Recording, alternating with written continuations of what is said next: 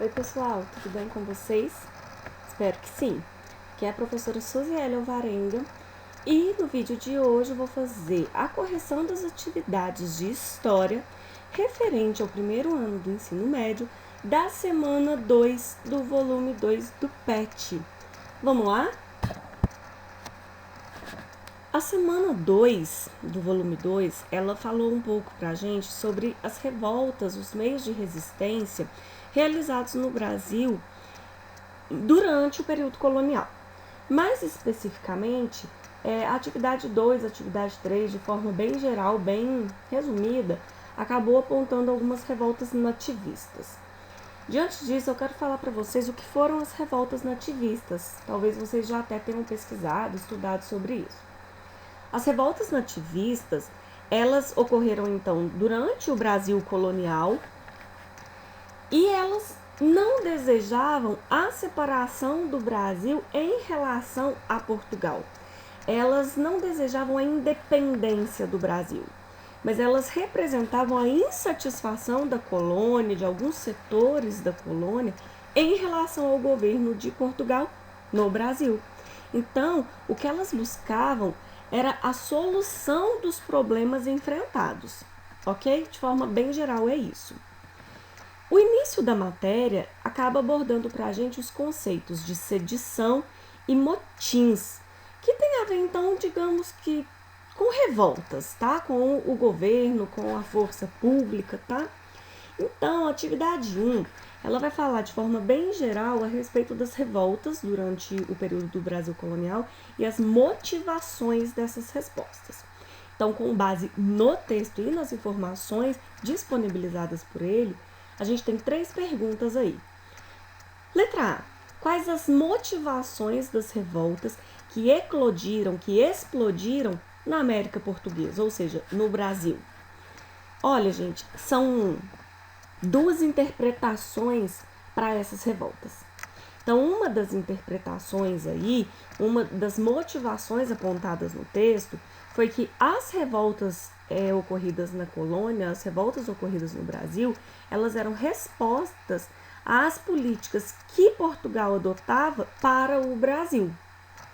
E outras revoltas, elas estavam relacionadas a interesses dos colonos, ou seja, das pessoas que viviam nas colônias e que oficialmente eram vassalos, súditos do rei de Portugal.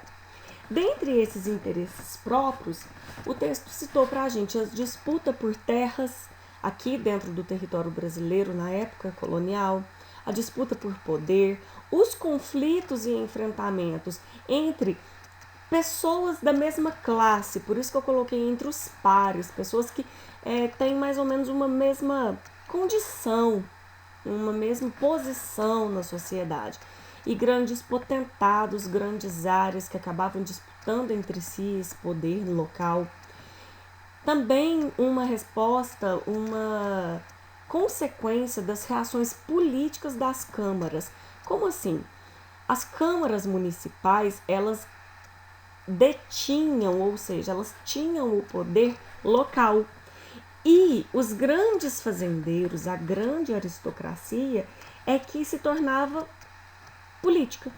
Então, os grandes fazendeiros se tornavam políticos e, além de ricos, além de poder econômico, eles tinham muito poder político na mão.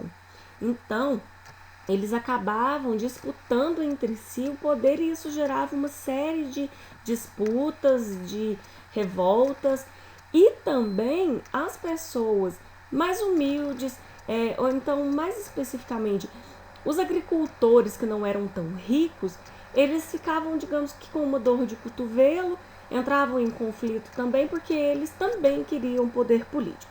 Então, de forma geral, as motivações básicas das revoltas foram essas. Ou as revoltas foram uma resposta às determinações de Portugal para a colônia, ou as revoltas foram uma resposta de briga entre os grupos sociais da América colonial. Basicamente isso. Letra B. Quais as interpretações historiográficas acerca das relações entre colônia e metrópole? Aqui está te perguntando a opinião de alguns historiadores sobre a relação da colônia, no caso o Brasil, e a metrópole, Portugal. Então, O texto apontou para a gente duas interpretações. Uma, onde algumas pessoas, alguns estudiosos, alegavam que o Brasil não tinha uma vida própria e nem interesses próprios, estando completamente submetido aos interesses da metrópole. Então, é como se o Brasil fosse um fantoche de Portugal e o Brasil não tivesse interesse nenhum. Ele só obedece o que a metrópole manda. A outra interpretação fala exatamente o contrário. Ela aponta, ela afirma, ela interpreta que o Brasil tinha sim interesses próprios, demonstrados por esses colonos, e esses desejos próprios acabavam movimentando o Brasil de forma diferente. Então, a colônia tinha uma dinâmica interna, uma forma de ser muito específica. E uma forma de ser, uma forma do dia a dia dentro da colônia, baseada nas relações de poder. Como vocês já sabem, nesse contexto do período açucareiro, por exemplo, o poder estava nas mãos dos senhores de engenho. Então, eles determinavam a dinâmica do Brasil. Então, eles determinavam como que as relações comerciais iam ocorrer, as relações de poder ocorreriam, porque eles é que mandavam e determinavam o que as pessoas tinham que fazer. Determinavam também como se daria o trabalho, enfim.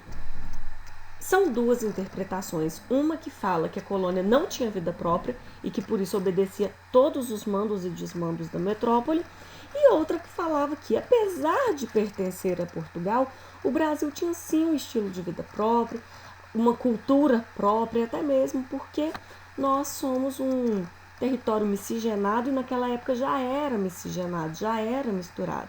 Então era um território formado por indígenas, portugueses, africanos. Então a gente não tinha como fazer tudo igualzinho em Portugal, porque nós já éramos diferentes.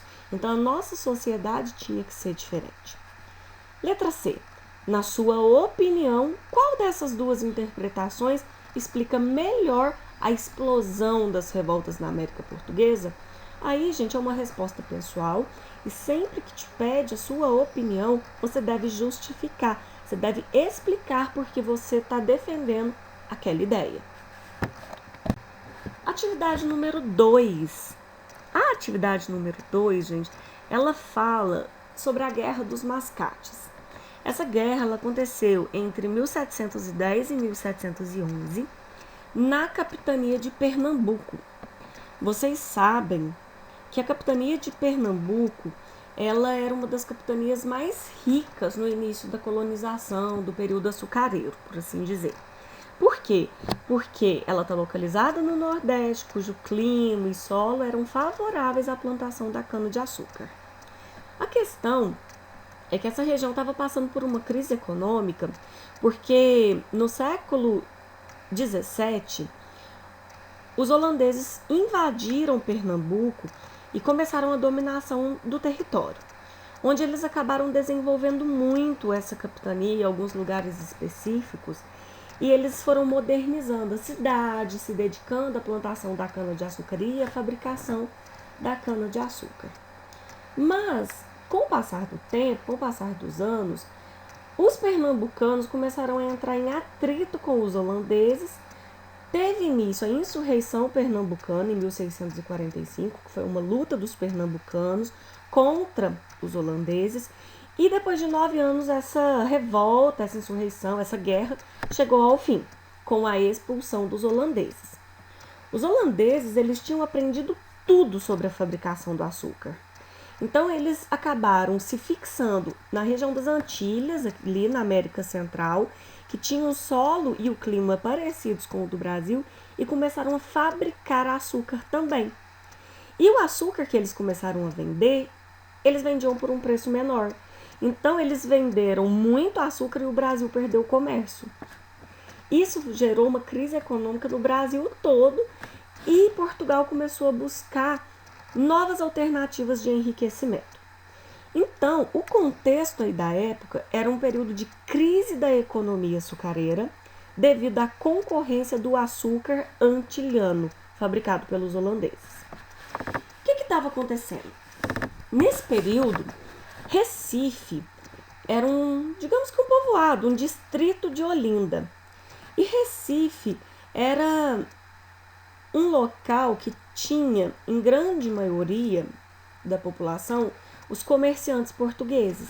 E eles tinham ficado muito ricos durante o período da invasão holandesa, e então eles acabaram emprestando dinheiro para a aristocracia rural de Olinda, ou seja, para os senhores de engenho de Olinda, para tentar tirá-los da crise econômica que eles estavam. Então, Olinda, até aquele momento, até a época da invasão holandesa, Olinda era a principal cidade da capitania, tinha um poder muito grande nas mãos dos senhores de engenho, mas esses senhores de engenho começam a declinar, a entrar em crise com a partida dos holandeses. E para eles não falirem, eles acabaram pegando empréstimos com os mascates, que eram os comerciantes portugueses de Recife. A questão é que Olinda queria mandar em Recife, os mascates de Recife não queriam mais obedecer, eles começaram a perceber que eles tinham muito poder econômico, muito dinheiro nas mãos para ficar dominados por Olinda. Então Recife pediu ao governo local para entrar em contato com a coroa para autorizar a elevação de Recife de povoado, de distrito, a vila, ou seja, Recife cresceria de forma administrativa. A coroa autorizou e Recife passou a ter liberdade administrativa e política, não tendo mais que obedecer às determinações de Olinda. Isso fez com que a aristocracia, os senhores de engenho de Olinda, se revoltassem, ficassem muito bravos com essa situação. Eles não aceitaram a elevação de Recife à vila e começaram a atacar a cidade de Recife. Briga vai, briga vem. Querendo ou não, Recife era marcado por uma presença muito grande de portugueses, que eram os comerciantes, chamados de mascates, e a coroa de Portugal ficou do lado de Recife, inclusive enviou forças militares para auxiliar Recife no combate aos olindenses. Então, o que a gente percebe? Em que medida as novas funções dos comerciantes portugueses foram determinantes para a eclosão da Guerra dos Mascates? A Guerra dos Mascates começou quando os mascates conseguiram que Recife fosse elevada à vila e a cidade de Olinda não aceitou tal liberdade de Recife, nem tal crescimento de Recife, entrando então as duas cidades em conflito. A coroa ficou do lado do Recife, pôs fim a essa revolta, a essa guerra, e acabou prendendo vários senhores de engenho de Olinda, vários aristocratas. Mas o que era muito comum naquela época era a execução de quem se revoltasse contra uma ordem da coroa. Só que como a gente está falando de uma elite de Olinda, por mais que eles foram presos e considerados errados, foram julgados, eles não foram executados, exatamente pelo fato de serem membros da elite. Atividade número 3. Ela trata o termo dos emboabas. E se vocês pesquisarem, provavelmente vocês acabaram vendo algo que falou sobre a Guerra dos Emboabas. A guerra de paulistas contra os emboabas, que eram as pessoas consideradas forasteiras e que chegaram na região das Minas de Ouro, que hoje a gente chama basicamente de Minas Gerais. Enfim, a atividade 3, ela coloca um texto que abordaria o tema, o conceito de emboabas, mas um texto que se dedicou principalmente a detalhar a questão paulista. Então, letra A, defina o direito de conquista reivindicado pelos paulistas. Segundo o texto, o direito de conquista era o direito à posse e ao domínio sobre a região mineradora. Os paulistas, no caso os bandeirantes paulistas, eles chegaram na região que hoje a gente chama de Minas Gerais por volta de 1693, 1695. E eles acabaram encontrando ouro em grandes quantidades na região de Sabará, da atual Ouro Preto. E eles achavam que, já que foram eles que desbravaram as matas, abriram caminho pelo interior brasileiro e encontraram ouro, que eles eram os únicos que teriam direito à exploração desse ouro. Então eles achavam que eles eram os donos dessas terras, porque eles é que conquistaram as terras e que mais ninguém deveria vir explorar esse ouro. Então basicamente é isso. Letra B. Apresente os traços definidores de identidade cultural peculiar próprio dos paulistas. Gente, também tirei essa informação do texto, porque o texto está falando qual que era o diferencial dos paulistas em relação aos outros. Está colocando como os paulistas viviam, o que eles faziam.